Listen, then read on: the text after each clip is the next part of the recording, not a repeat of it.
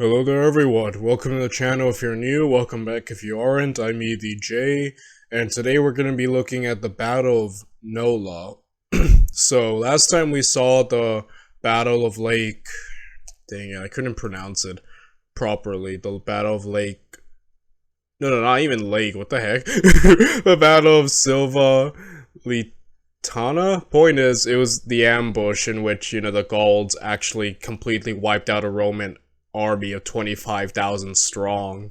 So, like I said, great job on the Gauls, man. They are like the only enemy of Rome outside of Hannibal to actually get a win over Rome. So yeah, overall, and we saw Hannibal, the king of Macedon, Philip, reached out to Hannibal in friendship, so I don't know if that goes well. I don't think it does, because, Hannibal didn't really receive much backup, and, overall, yeah, I guess we'll see more in depth into that, and just see how things go for Hannibal from here on out. And, yeah, if you want to watch the original video, the link's down in the description down below. With that said, and without any further ado, let's watch the Battle of Nola.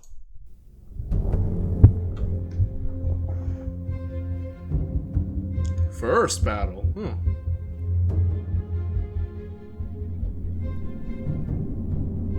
Cut off in Italy, Hannibal would yet again show his uncanny ability to adapt to an unfavorable situation. During his year-long trek across the Apennines and back, he dispersed a vast number of scouts. Gradually, this network of spies uncovered how Rome interacted with the region.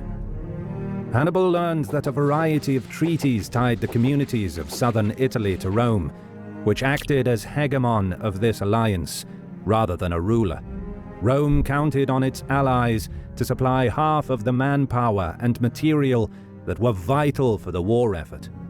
But most of these communities were non-Roman and didn't speak Latin, and some were becoming disaffected by the high-handed Romans. Yeah, Romans aren't the best diplomats, but, dude, that's insane that Hannibal could keep... The ability to gain so much info is, not really talked much about in, these, war videos, but it is amazing. Just the intel he was getting about everyone. He had a great network. Hannibal had great spies and, informants, because they got him, the greatest info throughout these videos. Are you kidding me? Man, it just goes to show you the value of knowledge, right, and information, and the way he uses that. This was the weak link that Hannibal needed. Continuing his policy of clemency towards non-Romans, he released up to 11,000 Italian captives back to their homes. This calculated move prompted a surge of defections. He would now have access to resources needed to create his own base of operations in southern Italy. Next, he dispatched his brother Mago to Bruttium, where he was to consolidate Carthaginian control, recruit new troops, gather war supplies, and subdue cities still loyal to Rome. Lastly, he released 10 Roman prisoners so they could arrange for the ransom for their 8,000 compatriots captured after the Battle of Cannae. They were escorted by Carthallo, another prominent cavalry commander. By including one of his own officers in the delegation, Hannibal intended to seek terms, declaring that his objective was not to destroy Rome, but to restore Carthaginian dominance over the western Mediterranean. And there was your biggest mistake, Hannibal. Thinking that Rome would ever accept any terms. Hannibal, you knew Pyrrhus of Epirus. You knew that, no matter how many battles he won, Rome wouldn't give up. I guess Hannibal thought he was the exception. Granted, he killed way more people, way more Romans than Pyrrhus did. But, yeah, Hannibal, I think it's interesting, you, Hannibal, who know the Roman psyche so well to defeat them time after time in battle, failed to notice the most important part of the Roman psyche, their inability to give up. And like, yeah, I'm almost think Hannibal, you should have went into this war with the goal of complete destruction. Like, there's no negotiating with Rome. Like, if you start a war with Rome, you know, you have to go in kind of with complete destruction in mind, because, like, other than that, they're not going to surrender, they're not going to give up, you know, Hannibal. And that goes to show you, we talk about the greatest military commanders of all time. We talk about Napoleon, we talk about Julius Caesar, Alexander the Great. I think Hannibal is definitely up there with them as one of the greatest. And I say that because he is my favorite military commander of all time. But even being one of the greats, he couldn't defeat Rome. He couldn't get the job done. He murdered so many of them, but it wasn't enough. Hannibal couldn't stop Rome. And that goes to show you just the enemy he was dealing with, and just how the Romans are just so different from anyone. Like, if Hannibal had fought anyone else in the world at this point, I think he could have won many wars. But the fact that he fought Rome, probably the most stubborn group in the world, it goes to show you why it didn't end up well. And even with all this mass defection, right, it doesn't work out. Like, yeah, Hannibal, there's never gonna be terms. I'm sorry, bro. After all, by contemporary standards, he was the victor. With Rome's hegemony over Italy and its very future in doubt, surely, he thought, they would see sense. He was wrong. No. I'm telling you, Hannibal, how do you know Rome so well and yet fail to understand that the most important aspect of them? You know? And it's interesting that someone who hates Rome as much as Hannibal was willing to still just leave them alone and come to peace. Like, you think Hannibal, right? Infamous for his hatred towards the Romans, right? You think he would have gone into this completely with the goal of complete destruction, right? But no, that didn't seem to be his overall objective. So yeah, I think that was the biggest flaw in his thinking. This episode is brought to you by Curiosity.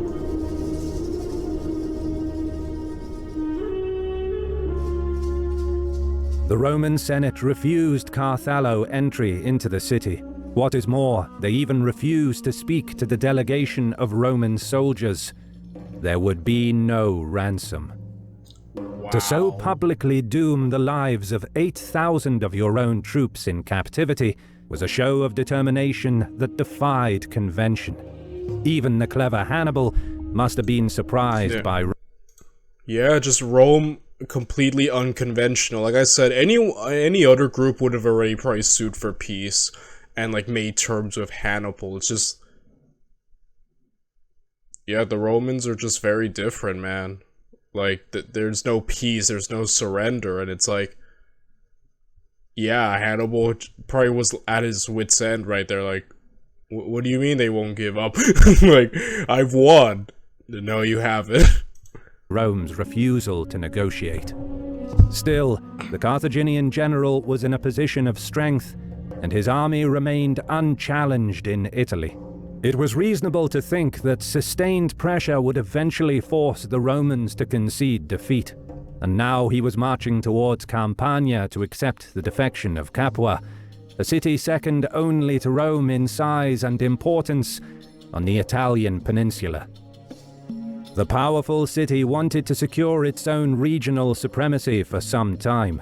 Now they used Hannibal's growing presence in Italy as leverage to demand from Rome that one of the two consuls should always be selected from Capua. When their Roman allies refused, the Capuans had the pretext they needed to open the gates. Hannibal left a garrison to set up winter quarters in the city and resumed operations in Campania. Observing from Casilinum, Marcellus did not seek battle in the open and instead chose to shadow the Carthaginians. Although the Roman general did not realize it yet, Hannibal wanted to draw him and his army away from Casilinum, which threatened Capua's northern flank. The Carthaginian general stopped at Neapolis, recognizing the importance of its port, which could offer a safe haven for ships carrying reinforcements and supplies from Africa. However, the city's garrison was commanded by a Roman mayor and unlikely to defect.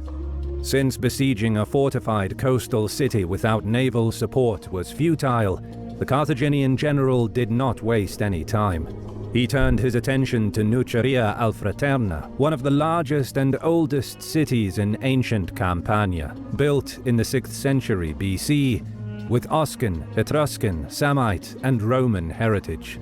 The city was a hegemon of the Nucerian League, a Samnite alliance that included the cities of Pompeii, Stabia, and Herculaneum. Persuading the League to defect would further strengthen Hannibal's position in Italy. Once in front of the city, the gates remained closed. Met with impregnable double-curtain walls, Hannibal's only option was to surround the city. He threatened to subdue Nuceria by starvation. But in light of his success at Capua, he had hoped that his propaganda image of wanting to liberate and respect the independence of the Italian peoples would convince Nuceria's Senate to switch sides. But Nuceria remained a loyal ally of Rome. To combat the food shortage, the city officials expelled those who were unable to carry a weapon and fight. Nucerians gambled that Hannibal would not risk tarnishing his image by refusing to shelter the refugees. The Carthaginian general understood their plan. Not for the first time, he would demonstrate his ruthlessness and cunning. Instead of accepting those expelled from the city, he mixed them with refugees from several surrounding settlements and forced them back inside the walls. In an instant, Nuceria's population doubled, the food stock quickly ran out. Wow. Dude, they really tried playing mind games with Hannibal, who's like the master of mind games at this point. Wow. Oh, Hannibal. His cunning and deviousness is just second to none, man. Like, it's insane. The psychological warfare Hannibal was playing, it's just another level. And the suffering began. Without hope of any help from the Romans, the Nucerian Senate opened negotiations. Hannibal gave safe passage to all inhabitants, who took shelter in nearby towns, then allowed his troops to plunder. Before leaving, the Carthaginians methodically leveled the city to the ground. The Ninja Thirsty Drink System is like having a drink aisle on your countertop. Choose from... After the destruction of Nuceria, Hannibal turned his army towards Nola, a key Campanian city, due to rumors that the inhabitants were on the verge of revolting against Rome. Marcellus reached the city just in time and braced for the arrival of the Carthaginian general. Both commanders deployed in battle formation. Marcellus arrayed his men with the walls and gates behind them. Hannibal launched a probing attack, hoping that the inhabitants will rise once they heard that battle has commenced. Indeed, during the skirmish, a few panicked senators came outside to warn that the situation in the city was unstable. Marcellus was careful not to commit his men, and as soon as the skirmish ended, he withdrew behind the walls. Senators of Nola, firmly in favor of keeping the alliance with Rome, now explained that the people were in favor of Hannibal, in part out of fear that he would devastate their fields around the city and cause a famine. Furthermore, it was uncovered that there had been nocturnal talks between the inhabitants and the Carthaginians. It was agreed that once the Romans again deployed outside the walls, Hannibal would launch an attack, while the people inside would seize Marcellus's supplies and weapons, close the gates, and take up position on the walls, thereby trapping the Romans. Marcellus thanked the senators for informing him. Before the city could revolt, the Roman general divided his army into 3. Each contingent was ordered to deploy in complete silence behind the 3 gates facing the enemy. The baggage train was told to stay close to the army. His best infantry and the Roman cavalry were to deploy behind the central gate. To guard the side and rear doors, he redeployed the recruits and velites from the walls and towers and added the allied cavalry. In addition, Marcellus forbade the inhabitants from approaching the walls and gates, and the Roman headquarters in the center of the city was strengthened. After a long wait, it seemed strange to Hannibal that the Romans did not deploy in front of the central gate, and that there were no troops manning the walls. Suspecting that his secret talks with the people of Nola were uncovered, he advanced forward. The plan was to attack the central gate, as Hannibal was convinced that the Nolans would rise once battle commenced. As the Carthaginians moved in a loose formation, the Roman trumpets sounded off. A loud clamor arose as Marcellus's men came rushing out of the 3 gates. The Romans forewent forming in battle formation and instead pressed forward. What the maneuver lacked in sophistication, it made up for with surprise. Wow. They seem to have caught Hannibal off guard. Huh, Marcellus. Yeah, that's a great first move, completely unexpected. Man, I'm almost wondering if he's about to win right now. Like, that would be like the first major defeat, right, of Hannibal at this point, if this works. Man, I'm a little bit suspenseful, guys. What's gonna happen? At first, the Carthaginian center was in trouble, unable to react to the rapid attack. But Hannibal was soon able to stabilize the line. Meanwhile, the advance of the Roman wings fell upon the Carthaginian left and right. Then came a large cloud of dust raised by Marcellus's advancing baggage train, leading the Carthaginians to believe that the Roman army was much larger than it actually was. Recognizing that Marcellus had the initiative, Hannibal ordered the men to disengage. He knew that the ruse with the baggage train could cause panic among his ranks, and did not want to let his opponent capitalize on it. The Romans dared not pursue, and the Carthaginians withdrew in good order. Hannibal was most certainly surprised by Marcellus's capabilities as a general. He didn't just shadow the Carthaginian army, but could judge when was the perfect moment to challenge them in battle. In a sense, Marcellus employed an aggressive version of the Fabian strategy.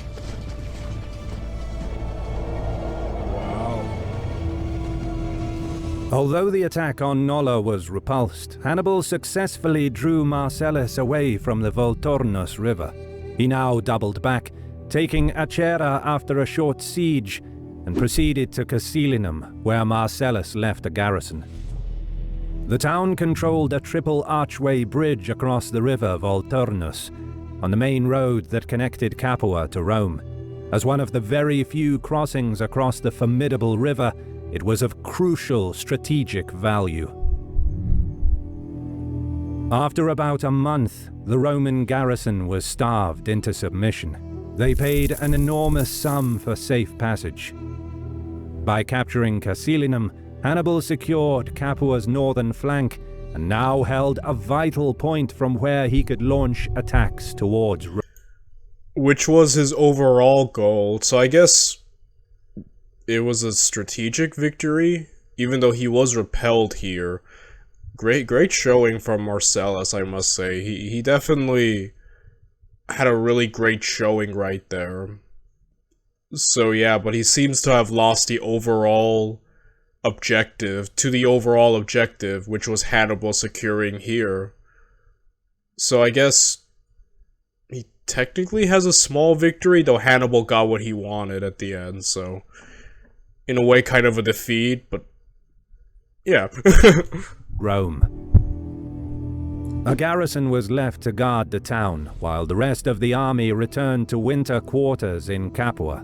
Hannibal formally handed control over Casilinum to the Capuans and began making plans for the coming months. Back at Nola, Marcellus closed the gates and posted sentries to prevent anyone from leaving the city. Those that conspired with Hannibal were put on trial and beheaded. The Roman general then marched out and encamped on the heights overlooking Suessula, keeping a close eye on the Carthaginians. While the stalemate at Nola was unimportant in the strategic sense, Marcellus's encounter with Hannibal was significant because it was the first time the Romans avoided defeat in a battle against the Carthaginian. And the two generals would meet again. Thank you so much for watching. If you enjoyed the video... Man, that was awesome. So, it seems like Hannibal is gonna be facing more Romans. Overall, Marcellus handled that really well, I have to say. Very impressive showing on his part. And we'll see what comes next in Hannibal's, movements against Rome. So yeah, guys, I will be seeing you all in the next one. Bye, everyone.